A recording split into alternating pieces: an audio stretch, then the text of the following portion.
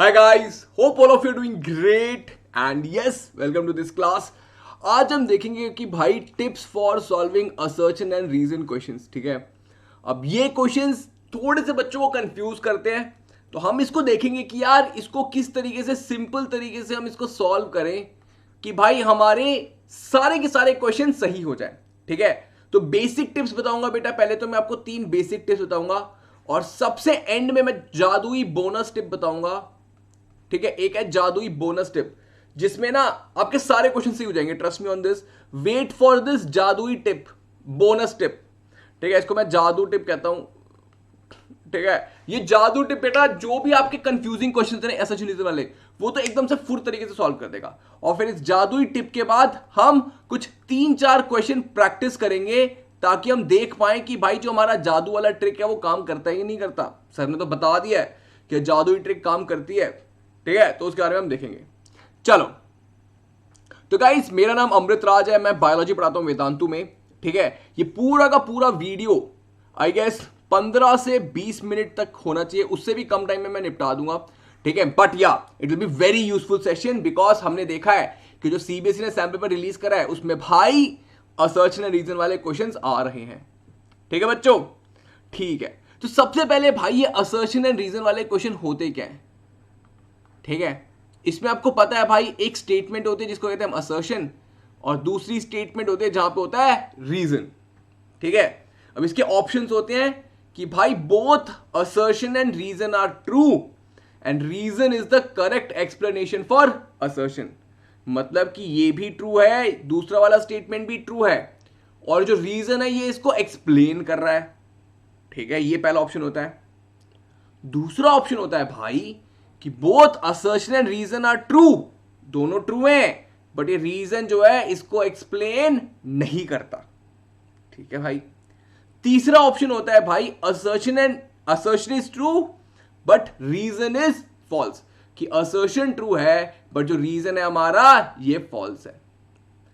चौथा, असर्शन ही फॉल्स है, ये फॉल्स है भाई और ये ट्रू है, ठीक है। बोथ फॉल्स बहुत ही कम आता है ना, कभी भी कुछ भी कर देते हैं, बट हम ये भी देख लेंगे, ठीक है। देखो सबसे पहली और बेसिक ट्रिक तो यही है कि जब भी आपके सामने दो स्टेटमेंट हो, ठीक है, जब भी आपके सामने दो स्टेटमेंट असर्शन और रीजन, ध्यान से देखो, अगर दोनों ट्रू हुए, अगर असर्शन हमारा ट्रू है, रीजन भी ट्रू है, दोनों के दोनों ट्रू हुए, तो ऑप्शन हमारा भाई 1 या 2 में से ही होगा। तो ये नीचे वाले ऑप्शंस को काट दिया करो इमीडिएटली, खत्म।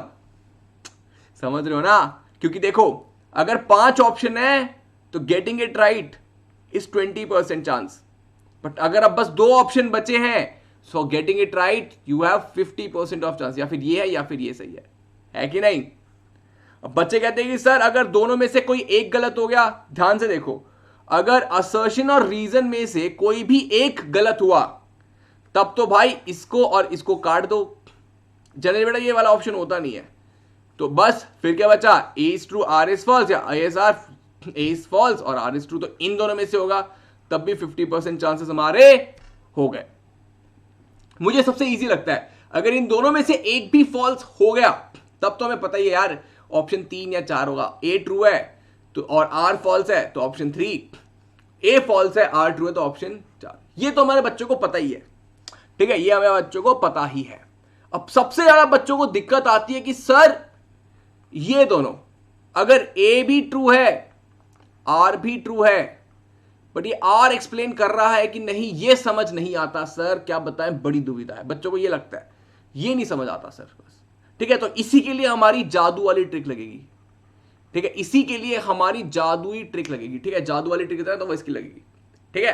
तो जादू की ट्रिक के लिए सबसे पहले हम देख लेते हैं भाई, सबसे पहली चीज देख लो कि सबसे पहला इंपॉर्टेंट है बेटा असर्शन के लिए कि आपकी कॉन्सेप्ट की क्लैरिटी कितनी अच्छी है। रट्टा वाली नहीं, अभिषेक से नहीं बताएगा कि भाई कॉन्सेप्ट की क्लैरिटी, तभी हम कहते हैं वेदांतु में जितनी भी वीडियोस है वेदांतु 9th एंड 10th पे उसको जाके देखो, क्योंकि हम बस आपको रट्टा नहीं करवाते, हम आपकी कॉन्सेप्चुअल क्लैरिटी, ठीक है, बायो में भी हम रिलेट करके पढ़ते हैं, फिजिक्स में भी, केमिस्ट्री में भी, ठीक है। तो कॉन्सेप्चुअल क्लैरिटी बहुत ज्यादा आवश्यक है ना बच्चे, रट्टे से नहीं चलेगा, ठीक है। तो अभी आपके पास टाइम है तो कॉन्सेप्चुअल क्लैरिटी लेके आओ, ठीक है। दूसरी चीज, रीड द स्टेटमेंट केयरफुली। अब ये तो बच्चों को पता ही है सर, केयरफुल तो पढ़ते ही है, बट कई बार क्या होता है बेटा, आपने देखा होगा not, which of the following is not the answer, हम नॉट भूल जाते हैं। Which of the following is incorrect, हम ये भूल जाते हैं। पता है हमारा ह्यूमन माइंड क्या करता है कि भाई पहले के दो शब्द पढ़े, हमें लगता है हमें तो पूरा का पूरा स्टेटमेंट पढ़ा हुआ है, और भाई यहीं पे हमारे सीबीएसई वाले खेल जाते हैं। वो क्या करते हैं, लास्ट में जाके एक शब्द को चेंज कर देते हैं। भाई बहुत खतरनाक है, बहुत डेंजर लोग हैं सीबीएसई वाले। मतलब पूरा का पूरा स्टेटमेंट स्टार्टिंग में सही रखेंगे और एंड में नॉट डाल देंगे। ठीक है, पूरा का पूरा स्टेटमेंट सही करेंगे, एंड में क्या करेंगे, कुछ छोटी सी गड़बड़ कर देंगे, और हमारे बच्चे पहले का पढ़ के वाओ ये तो सही है, इसको ट्रू कर देंगे, गलत, अंडा, जीरो, सब खत्म, ऐसा हो जाएगा। ठीक है, तो नो जल्दीबाजी, नो जल्दीबाजी। ठीक है, जल्दीबाजी नहीं करना, एक धीरे से पढ़ो। ठीक है, आई नो मैं भी ऐसा करता था, बट बेटा फिर जल्दीबाजी क्या होता है, सिली मिस्टेक हो जाती है, जो हमें सवाल आता है हम वो गलत कर देते हैं। ठीक है, आई होप, जैसे कि मैं बताता हूं, एक स्टेटमेंट लिख लो, जैसे कि yes, for photosynthesis the raw material of photosynthesis are sunlight, chlorophyll, है ना, वाटर एंड ऑक्सीजन।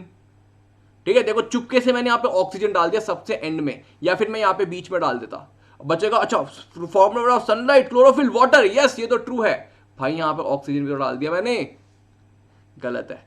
ठीक है, तो जल्दीबाजी नहीं करनी। ठीक है, तो रीड द स्टेटमेंट केयरफुली। बेटा ये हर किसी की आदत होती है, मैं बता नहीं सकता, सिली मिस्टेक हर कोई करता है।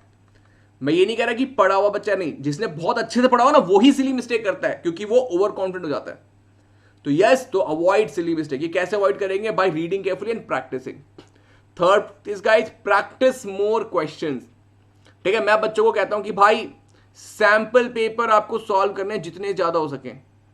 ठीक है, अपने स्कूल का पेपर, फिर बच्चे मुझे बताइए सर सैंपल पेपर कहां से लेके आऊं, अपने दोस्त के स्कूल के पेपर ले लो, take paper from your friend's school, आपके, और अपने पेपर अपने फ्रेंड को दो, है ना, अब दोनों एक्सचेंज करो। आपके पास कोई सैंपल पेपर है तो आप उसको दो, दूसरे इंस्टीट्यूट को उसके पास है तो वो आपको देगा। ठीक है, तो ऐसे एक्सचेंज करो, और अगर आप दोनों को ही कुछ नहीं समझ आता, आप मेरे को भेज दो, मेरा ईमेल आईडी है amrit.raj@vedantu.com। आप मुझे भेजो अपने पेपर, मैं इसको सॉल्व करूंगा उसके क्वेश्चंस को लेके। ठीक है, प्रैक्टिस बहुत इंपॉर्टेंट है, जितना ज्यादा प्रैक्टिस करोगे उतना ज्यादा आपको कॉन्फिडेंस आएगा और आप छोड़ोगे नहीं। ठीक है, this brings me to the जादू वाला कॉन्सेप्ट। ठीक है बेटा, जादू, मैंने जादू के लिए क्या बताया था, मैंने बताया था कि भाई बच्चों को डाउट होता है कि सर असर्शन भी ट्रू है, रीजन भी ट्रू है, but how do we know the reason explains the assertion. Reason जो है असर्शन को एक्सप्लेन करता है, ये हम कैसे करें, ये बच्चों को डाउट आता है। देखो हमेशा बेटा कभी भी देखो, असर्शन के बाद जो भी असर्शन है उसके बाद बिकॉज लगा दिया करो, असर्शन के बाद बिकॉज लगा दिया करो, बिकॉज के बाद अगर ये रीजन सही होता है तो the reason is explaining it. Assertion का एक स्टेटमेंट है ना, जैसे कि एक स्टेटमेंट मान लेते हैं, जैसे कि हमारा सैंपल पेपर में आया था, देख लो, height in the pea plants is controlled by efficiency of enzyme and is just genetically control. ये तो ट्रू था, असर्शन ट्रू है हमारा, height of the pea plant is controlled by efficiency of enzyme and is genetically control, genes control करते हैं। Cellular DNA is the information source for making the protein in the cell, ये भी true है। अब देखो दोनों true है, अब आपको समझ नहीं आ रहा कि सर ये सही है कि नहीं। अब देखो, height in the pea plant is controlled bye efficiency of enzyme and is just genetically controlled because cellular DNA is the information source for making proteins in the cell। because लगाते ही क्या ये इसको explain कर रहा है, हाँ भाई हाँ, तो इसका जवाब है both A and R are true and R is the correct explanation।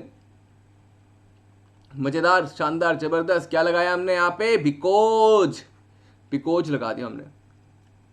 एक और देखना चाहोगे, देखो, amphibians can tolerate mixing up of oxygenated and deoxygenated blood, true है। Amphibians are animals with two chambered heart, ये तो भैया फॉल्स है। तो ऐसे केस मैंने क्या बताया था भाई, जब एक टू हो गया तो क्या हो गया, ऑप्शन बी, सॉरी ए भी नहीं होगा, बी भी नहीं होगा, ऑप्शन सी या फिर ऑप्शन डी। अब यहां पे रीजन गलत है, A is true R is false, तो ऑप्शन सी होगा, आंसर इज ऑप्शन सी, है ना। Next one, alveoli contains an extensive network of blood vessel. बेटा ये देखो दोनों क्वेश्चन कहां थे, हमारे सैंपल पेपर में से थे, ठीक है, तो आप इसको देख लेना। Alveoli contains an extensive network of blood vessels, true है। Alveoli is the site of exchange of gases, ये भी ट्रू है। अब ये तो हटा दिया हमने, अब इन दोनों में से होगा, देखो यहां पे मैं लगाऊंगा because alveoli contains an extensive network of blood vessels because alveoli is the site of exchange of gases. Is it making sense? Yes. Answer is both A and B. ठीक है, एक और last question. In human beings blood flows twice. This happens to separate oxygenated and deoxygenated blood. ये भी true है, ये भी true है। यहां पे because लगा दिया, because this happens to separate the oxygenated and deoxygenated blood. ये भी ट्रू है। भाई साहब कैसी लगी हमारी जादुई ट्रिक बच्चों? यस तो बेटा सबसे पहली चीज, जैसे अभिषेक सर ने ही बताया था कि भाई पहले चेक करो कि असर्शन ट्रू है, रीजन ट्रू है। दोनों ट्रू है तो ऑप्शन ए या बी होगा, दोनों में से एक भी फॉल्स है तो ऑप्शन सी या डी होगा। ये तो हमें समझ आ गया। फिर दिक्कत तब आती है जब ए और बी, सॉरी दोनों ट्रू है, दिक्कत तब आती है। तो मैंने क्या बताया भाई, उसमें बिकॉज लगा दो, असर्शन वाले स्टेटमेंट के बाद बिकॉज लगा के रीजन को चेक करोगे, अगर it make sense then it is true, if it does not make sense it is false. ठीक है, और इंपॉर्टेंट क्या है भाई, कॉन्सेप्चुअल क्लैरिटी। अगर आपको कॉन्सेप्चुअल क्लैरिटी होगी तभी आप इसको अटेम्प्ट कर पाओगे। Number 2, practise as many questions as possible. ठीक है, and number 3 and the most important thing is guys, avoid silly mistake. Read the question carefully, read the statement carefully, ताकि आप सिली मिस्टेक्स नहीं कर पाओ। ठीक है बच्चे, वेरी गुड। तो मुझे बताओ आपको ये जादुई वाली ट्रिक कैसी लगी, बिकॉज लगाने वाली ट्रिक कैसी लगी, and if this video was helpful leave a heart in the comment box. और मुझे बताओ कि ये वीडियो अगर आपके लिए यूजफुल है तो यूजफुल जरूर लिखना कमेंट बॉक्स में। आपके लिए एक छोटा सा होमवर्क देके जाता हूं मैं, ठीक है, एक छोटा सा होमवर्क, क्या ब्रेन टीजर है, चलो ब्रेन टीजर। ठीक है, ऐसी कौन सी चीज है, ठीक है, जो कभी कम नहीं होती बस बढ़ती जाती है। What is the one thing which always increases, it never decreases? ऐसी क्या चीज है? Let me know in the comment box. ठीक है, तो I see you next video. Have a great day. Take care. Keep loving and yes, smile करते रहो. I see you next video. Bye bye.